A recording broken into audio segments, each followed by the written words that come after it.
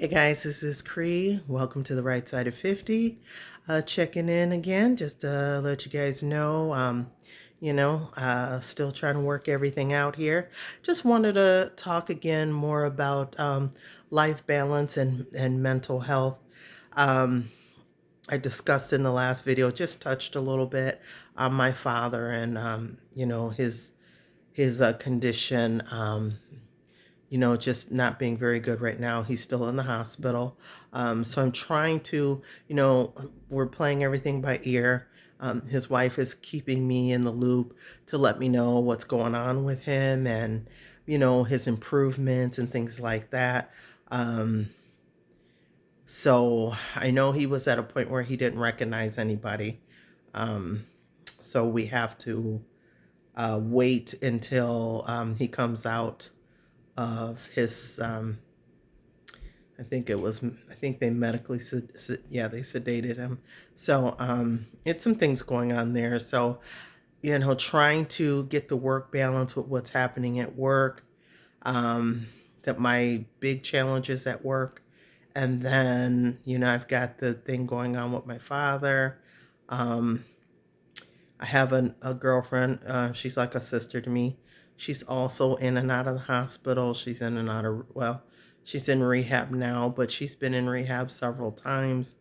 She was in the hospital about a year and a half ago for issues with the lungs, weak heart, edema, different things. And now she's got, pneumonia. So it's a lot with that. I talk to her um, not every day. I'll say every couple days just to check in on her because her health has not been good. So, she has her good days where, she tries to get home, and maybe she gets home. She might be there for 24 to 48 hours, and something happens, and then she's got to go back to the hospital or rehab. So she's someone I've been knowing her um, for 20 years. She was a coworker from years ago before I moved to Arizona. Um, the last One of the last jobs I had in Illinois, I met her there, and she's sweetest thing. I mean, she'll do anything for you. She's just a sweet woman, and she's started having the troubles a couple of years ago, and then you know things were getting better. Here we are a year and a half later, and she's going through the things all over again. So, we're sending prayers out to her, of course. I talk to her to keep her, you know, try to keep her calm and give her something to, look forward to. Because when you get in this state, you get so tired. Anybody, I think any of you guys can relate, having people close to you, family or friends who have been ill and sick, and they sometimes you feel like they want to give up. And I think she gets like that sometimes, where I believe she wants to give up, but then at the same time she doesn't, because she has a lot to live for. So I just try to keep her going, and I don't want her to give up because it's not something. First of all, we don't know what anything. We can't. The doctors can't predict what's going to happen. They can guess. They can guess like I can guess. It doesn't mean it'll happen. Well, God makes the decision on what He wants to do. And if it's time to call you home, then that's what'll happen. If it's not, if it may not be your time, but this may be kind of a wake up on to make changes in your life. Or again, this is not your fault. You have people, the natural illnesses come about as we get older. This is where we start having the problems, and this is where we start thinking about things as it occurs. We don't think about it when we're 24. We don't think about those things. Wait, it's when we start getting older and we start slowly breaking down, then we wish we had maybe did some things a little different. And I just hate to see her go through it because she's not a bad person. She's a very sweet person. She, like I said, um, she'd give you the shirt off her back. I just hate to see her like this, always stuck at a facility. And like I said, this is just something new with my father. Now he's had issues in and out. over the last couple of years. Well, I won't even say that. I'll just say, depending on what ailment we're talking about. But this is just one of those situations, kind of scary because now he's older. So I got two people right now that I love that are hospitalized. So I constantly have to check in on them. And then, I have my everyday stressors, unfortunately, that I have to deal with. And like I said, it's not, the toxicity and, um, I don't know. It's funny when people sit there and they question and I was looking at YouTube the other day and somebody on somebody's podcast, they said, um, I think they were saying they get tired of women throwing the word narcissist around yeah, I think that's what it was, narcissist. Okay. But toxicity, narcissism, gaslighting, all that plays a part. It's all, some type of mental manipulation, emotional manipulation. People like that are normally opportunists. They're looking for something from you and they're trying to go by all means necessary to get it. And they don't care how they hurt you. They really just don't. So I was listening to that podcast. I was listening to that guy say that and I was laughing about it because I was kind of like, well, I mean, you know, unless you're the toxic one, then how could you really say, you know, how a woman feels, I mean, depending on her background, depending on her upbringing, depending on what she's went through. You don't really know what she's went through. We know relationships aren't perfect, by women and women out here constantly telling them they're nothing. They don't have anything. I've witnessed it before. Women who just tear them down, talk down to them like they're just nothing because they don't make enough money or they don't make as much money as they think they should and stuff like that. Now, to me, a relationship to me is a fulfilling one anyway. It's not the struggle. It's the fact that you respect each other. You guys work, you guys do what you need to do. You complement each other. One may be better at one thing than the other. Whether you make 120,000 a year and I don't know, he makes 50,000. Um, he's still the head of the house. I mean, it doesn't really matter how much money he makes. It's he's the if you made him the head of the house and he's the man and you're bringing him in, whether you have kids or not, he's still supposed to be the head of the house. But see, this is where the trick comes. This is where the trick up comes. You get some men that come in the situation and they think there's just because they have well, we'll say hardware, okay, for the sake of YouTube. But they feel like just because they have hardware, that makes them a man, and that makes them the man of a house. No, a head of the household is somebody who holds everything down in every way. You have man and woman. I feel like everybody has their role. If you guys both work, great. I know this all depends on how many kids, if there are kids, do you have kids by him? Does he have kids by you? So many dynamics, isn't there? But at the end of the day, the respect is supposed to be if you've got a boyfriend, a husband, whatever. If the respect is there, then he already knows he's head of the household. You don't need to tell him. He knows. I don't care if it's your home and he moved in with you. If you gave him that position, it's just like at a job. I'm hiring you for this. If you gave him that position to be head of the household, his job is one thing, and that's to maintain the household. If he can't maintain the household as head of the household, if he can't maintain his position, then he may need to be demoted. So how do you demote? Okay, let's talk about it real quick. How do you demote? Now, you can sit there and you can mentally, verbally abuse him. You can go on and on with it, but it's not going to do you any good.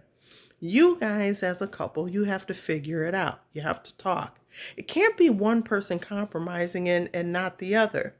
Both of you guys have to compromise, period, point blank. And this is what I've learned in life, and this is what I'm still learning. I'm not a relationship expert. I'll tell you, I still make mistakes.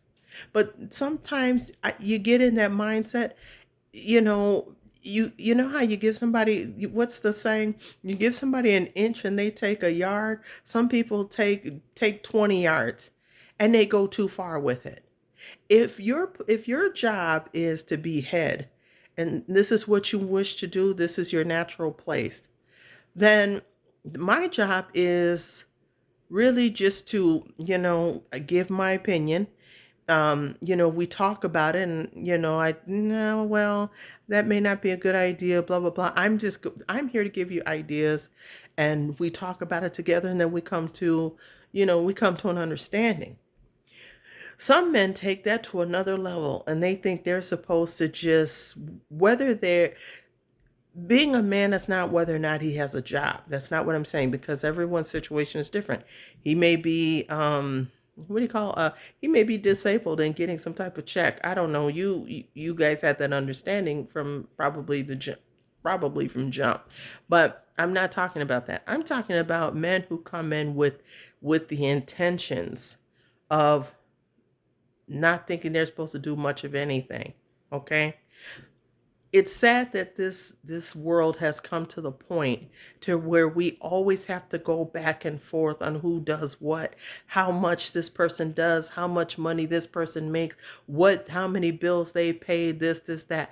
I never seen so much commotion and distraction about this before. This is something, and I've had to learn by trial and error. I didn't come out the box understanding this, but I've always been a pretty reasonable person, I promise you. Sorry, I had somebody trying to call. I've always been a very reasonable woman. I have. So if things didn't work out, I think you can ask anybody prior, they can tell you it's because they were not ready to be a man. They weren't ready to take on that kind of position. So if you're not ready to take on the position, don't take it. Don't take the position. Mm-mm. It's not worth it because then you guys end up mad at each other all the time. People say things that they don't mean, or maybe you do mean it. Hurtful stuff. Some things you just can't take back. And this is something that we have to remember when we're arguing with our significant others or whatever the case is. It still has to be a balance there, you know? It's nothing wrong. Everybody gets angry. Everybody gets mad about certain things, but we still have to have a respect for each other. You have to keep respect. Once respect is lost, once it goes away, there's no hope. There's none. Okay? So you guys just keep that in mind. Whoever you're with. If you have a loving relationship, if you guys have a great marriage or some type of partnership, and you argue sometimes, there's nothing wrong with that. It happens. Long as there's respect with it. Long as there's respect with the disagreeing. When you have somebody who's one-sided and it's kind of like they don't hear you, that's the gaslight. I can remember years ago, in the 90s, there was the movie Gaslight. My mom let me see that movie. It was a great movie. It was from I think 1944, I think. But anyway, black and white. It was a good movie. I love black and white movies. My mom obviously, raised me on a lot of them. So a lot of the classics, The Thin Man and the Hitchcock movies and things like that. So I'm a fan of a lot of those type of movies. But this movie was about it was I think it was a wealthy woman in London, I think it takes place. And there was a guy, he was seeking out, getting information, because he was aware that she had an aunt that was no longer, who passed away. And I guess she left some type of jewels or something in the house, somewhere in the house. So what he did, he marries this, he marries the niece, under false pretense, of course, because what he was doing, he's trying to get to the jewels. He's trying to find out about the jewels because he basically wants them. So what he's doing is he slowly through this movie, he drives her slowly crazy, hiding things, turning lights on and off, the gas on and off, just all type of stuff that's got her thinking, second guessing. And it wasn't brain fog because she wasn't older. This lady was in her 20s. Okay. He was doing things that she was starting to think that she was going crazy. And he played the part all because he was trying to rob her. And he had to marry her, especially in those days.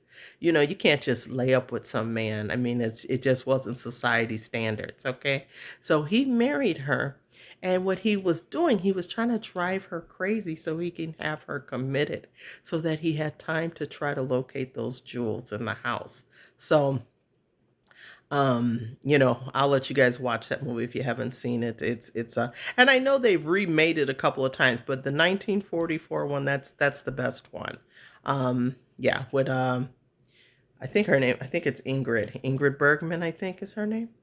um yeah, yeah.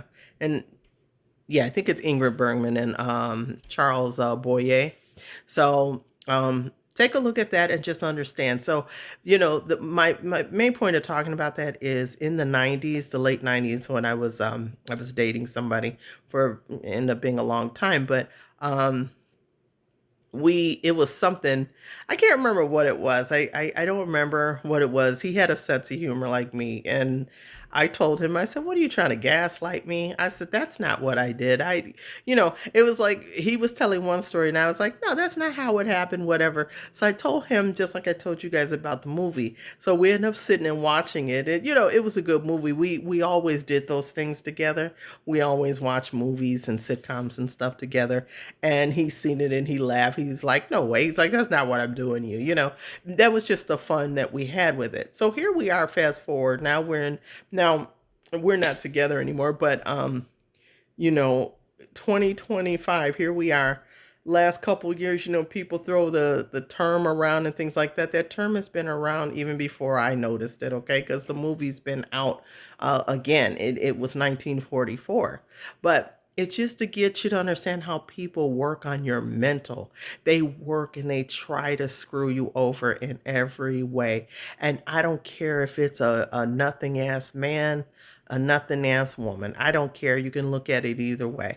Um, when people come in your life and they don't mean any good, you guys are supposed to come together and you guys are supposed to come up together. You can't be the strong one. That's why they call a lot of these women masculine. You can't be, we're masculine. A lot of us have masculine, like me. I'm not ideally a masculine woman, but that doesn't mean that I haven't had those moments where I felt that way or whatever, because I felt like I had to do it all. If I'm the one that has to do it all, and when I say all, I mean all. I don't mean, oh, I had to pay all the rent or all the mortgage and he only paid, three or four. But no, I'm not petty tit for tat. That's not what I mean. I mean, if you have to sit there and you have to take garbage out, you have to clean, you have to this or whatever, you have to pay for this, you got to do everything. And then that person looks at you and, you know, something happens and they look at you and say, so what are you going to do? Yeah, that's what I'm talking about. This is where the masculinity comes out in women. When you have a man looking you in your face like this, what are we going to do? Yeah, let that resonate for a minute. Just think about that for a moment. What are we going to do? What are you going to do? They don't say, "Oh, what are we going to do?" and then start coming up with ideas on how to rectify the situation. Do you want that in your life? Is that what you're supposed to have? I don't know. You tell me. I can't tell you who you should be with. I can't tell you who not to be with. But That's something that's always amazed me when I watched people. And again, I've had moments where I've gone through things in my life and I don't have a strong personality in that sense. Because I try to give everybody the benefit of the doubt and I try to really say, that's not really what they're doing, are they? I try to give people the benefit of the doubt.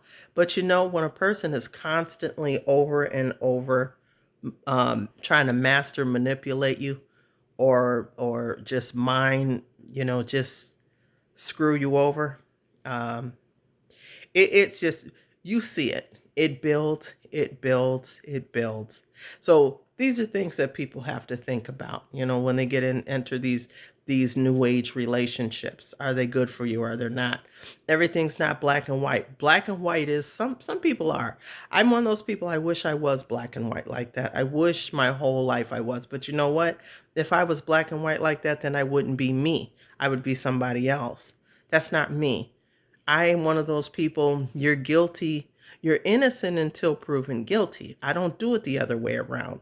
People go and get into relationships and they carry baggage. You figure just because the last person, screwed you over, that means this one's going to. You can't have that mindset. If you have that mindset, you shouldn't date. You should just keep it cool. I've had time where I've taken a lot of time off before getting into another relationship. And that's just to give myself some space and some time and understanding what it is I want, and knowing men, men are special creatures and they don't operate like women. Real men don't. They don't operate like women. They should never be confused for women. We are about our emotions and they are not. So, but if he's a man, he's going to care about your emotions. He's going to care about how you feel about things. But ladies, don't take that for granted. Don't try to ride on that on every little bit of thing. Sometimes you have to give in and let men. Okay, he wants this. You got to do things for him. You got to, even if you don't want to. That's what he wants. It's nothing unreasonable. Go ahead and give it to him. Men, same thing. You know, you may not want to visit with her and her. I don't know. Maybe she's going to some type of wedding or something, maybe with people that you don't really know. But she needs you to represent her. She wants to feel full. She wants to feel complete. What does it look like she's going to a wedding by herself because you want to sit at home or you want to kick it with your boys? That doesn't show that you're even supporting the relationship. It shows like you guys are living double life, like you're living separate lives. So I don't know. These are things that go on in my mind along with what's important. And what's important right now is the health of the people that I love the most, of course. And then again, I'm still trying to work out the odds and the ends of my work and what I'm going to do. Um, so mentally I'm battling every day. Trust me, I am. And this is why I want to, my goal is just to to be able to show up for you guys a little bit more. So I do apologize. I'm not crying. It's my allergies. It's the fan. It's causing it, the ceiling fan. So anyway, I'm going to go ahead. I'm going to let you guys go. I will talk to you guys later. You guys have a good day. Okay. Take care.